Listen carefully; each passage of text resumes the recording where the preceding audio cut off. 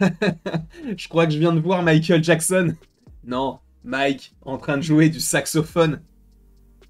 Alors, pour ceux qui auront la référence, bravo à vous. Et mettez une vague dans les commentaires. Si vous comptiez mettre un commentaire en lien avec l'épisode, avant de mettre ce commentaire-là, mettez une vague. Comme ça, je saurai que vous avez, du coup, cette petite vidéo en tête. En tout cas, je suis très content de vous retrouver aujourd'hui afin de parler de l'avant-avant-dernier épisode de la série Shogun. Je vous rappelle qu'il y a donc 10 épisodes et que c'est une série qui ne comportera qu'une seule saison, étant qualifiée donc de mini-série. Ça a été notamment reconfirmé par Hiroyuki Sanada, si je ne dis pas de bêtises, donc l'acteur qui interprète Toranaga.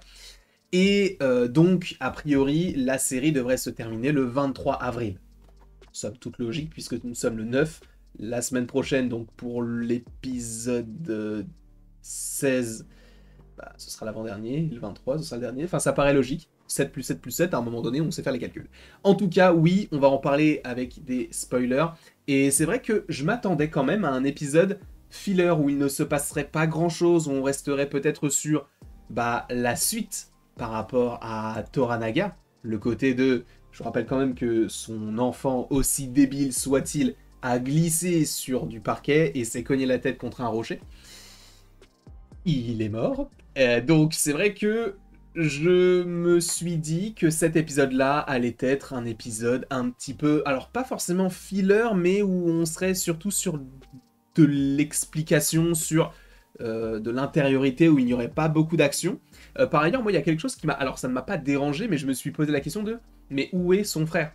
Parce que le frère donc de Toranaga, c'est à cause, entre guillemets, de lui que son fils est mort, et c'est vrai que j'aurais bien aimé avoir la confrontation entre les deux. Alors on ne l'a pas eu, c'est bien dommage, mais du coup je me pose quand même pas mal de questions, sachant que Toranaga dans cet épisode-là est un sombre fils de yinche, on ne va pas se mentir. Après, évidemment, certaines personnes vont me dire qu'il y a des circonstances atténuantes, il a quand même perdu son fils, donc évidemment il n'agirait pas comme il pourrait agir précédemment, comme il pouvait agir précédemment plutôt, sachant que il avait déjà donné sa reddition, et après son fils meurt.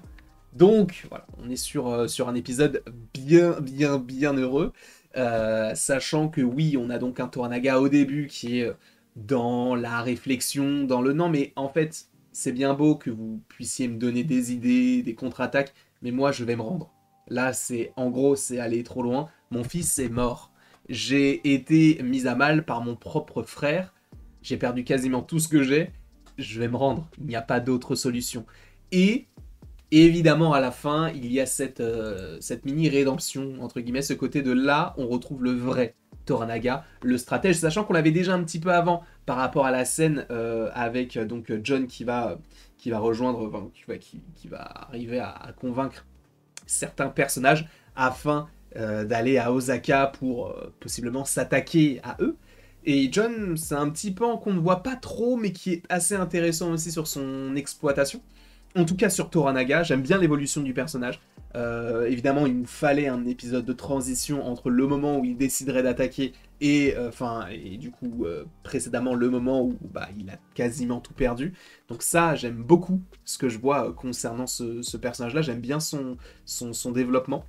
Et j'ai hâte de voir ce qu'il va se passer et quand est-ce qu'il enfilera le costume. Enfin, en tout cas, le costume, que dis-je, l'armure.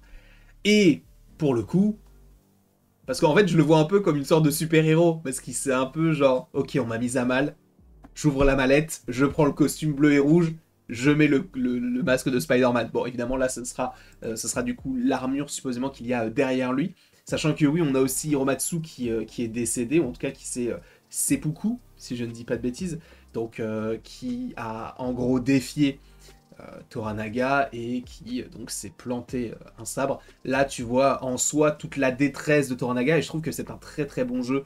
Tout se passe par le regard parce qu'il ne laisse... Alors, il laisse évidemment passer certaines choses, mais c'est surtout ses yeux à la fois vitreux, parce que, évidemment, il a les larmes aux yeux, parce que c'est son plus vieil ami, et d'ailleurs, Hiromatsu lui dit lui-même, on s'est connus quand tu changeais encore tes couches, ou quand tu pissais partout, je sais plus quoi, donc ça signifie qu'il est là depuis longtemps, et l'orgueil de Toranaga va faire en sorte que Hiromatsu va mourir strictement pour rien, à part par rapport à son obstination à se rendre, sachant que tous les autres sont là en lui disant non, non, non, mais nous on se rend pas, on n'a pas fait tout ça pour se rendre là face à Ishido et du coup Damoshiba, mais ils ne savent pas vraiment qu'elle est contre eux, enfin un petit peu, mais pas totalement. Donc là, pour le coup, je me dis, non, là, il est allé trop loin, mais c'est vrai qu'en y réfléchissant, on peut comprendre pourquoi est-ce qu'il n'agit pas de la même manière, parce que du coup, dans l'épisode précédent, il a perdu son fils. Comme je vous l'ai dit, là, je viens de vous en parler, Ishido et Damoshiba ont aussi leur petit arc, dans le sens où Ishido, évidemment, va essayer de gagner en pouvoir et de marier. Donc Damoshiba, il la demande en mariage en lui disant j'attendrai que vous me donniez votre réponse, ne vous inquiétez pas. Et sachant que Ishido, lui, n'en a rien à faire de l'héritier, lui, ce qu'il veut, c'est véritablement la mort de Toranaga et gagner en pouvoir. Donc je pense que, évidemment, Ishido va finir par mourir à un moment donné. Alors peut-être avec un combat contre Toranaga, ça pourrait être hyper intéressant, ça. Mais voilà, eux c'était vraiment un petit arc, sachant que Damoshiba, il y a aussi le côté d'essai qui va possiblement changer son point de vue, parce que là elle se pose la question, et on peut supposer que la mort du personnage qui suivra pourra la faire basculer d'un côté comme de l'autre. On a également John qui au tout début de l'épisode, lui, va récupérer donc son carnet, qu'il avait donc donné entre guillemets aux Portugais, ou en tout cas que les Portugais avaient récupéré, et qu'ils avaient donc donné à Toranaga, si je ne dis pas de bêtises, donc qui vient à confirmer que là, il n'a plus rien qui le force à rester, puisqu'il est entre guillemets libre, il a le carnet, en fait, il peut rentrer chez lui en très très gros. Et il va notamment tomber contre un ancien personnage de son équipage, sachant que lui, en plus, physiquement, je trouve qu'il pourrait jouer un loup-garou. Je sais pas pour vous, il a un front qui est assez prédominant, mais en tout cas, il retrouve une partie de son équipage, et on voit que son équipage n'a plus du tout confiance en lui disant non mais attends, nous on est tous morts, là on n'est plus que 6, tu étais où? Et c'est à cause de toi qu'on en est là, parce que c'était tes intérêts personnels. Et John, lui, va lui casser la figure, quoi, pour rester un petit peu poli. Et là, tu comprends que, oui, en fait, là où on pouvait se poser la question dans l'épisode précédent sur John qui pourrait non pas trahir le côté japonais, mais qui pourrait peut-être privilégier son aspect personnel, encore une fois, et du coup de protéger son équipage, là, on voit qu'il n'est plus forcément rattaché à eux. Donc, il n'a plus vraiment le besoin de partir du Japon. Alors je ne sais pas du tout comment ça se finit. J'espère qu'il finirait avec Mariko, parce que Mariko c'est un super perso, et d'ailleurs on va en parler juste là, afin de terminer cette vidéo, parce qu'au-delà de John, au-delà de son équipage, au-delà de Toranaga, c'est aussi un épisode sur Buntaro et Mariko, et j'avais mis une pause sur justement ce plan-là, qui est très très beau, à mon sens, parce que justement, visuellement, je trouve qu'on a la représentation de l'emprise qu'a ou qu'avait Buntaro sur Mariko, notamment par rapport au costume et par rapport aux murs. Vous voyez que les murs sont majoritairement beige. Comment est habillé Buntaro? Avec un habit beige. Et Mariko, qui est en bleu, elle, du coup derrière elle, il y a ce petit pan bleu du mur qui reflète possiblement son intériorité. Et ça, j'ai trouvé que c'était hyper intéressant parce que on a la volonté de Buntaro de vouloir entre guillemets reséduire Mariko, et Mariko lui dit clairement non mais tu sais quand même que si j'avais le choix entre mourir avec toi et vivre 1000 vies comme ça, je choisirais de vivre 1000 vies. Donc ça montre qu'elle n'a aucune considération pour Buntaro à juste titre, parce que dans la série, sur certains aspects, ils essayent de lui donner une certaine sensibilité par rapport à sa relation avec Mariko, ou même par rapport à son père, du coup, Hiromatsu, mais cela n'empêche que c'est quand même un fils de yinche, on va pas se mentir, bien évidemment, et du coup, moi, ça ne me fait pas du tout l'apprécier. À la base, comme tu le décris, notamment par rapport à Mariko, il est à la base des bases, je peux pas l'aimer, tout simplement.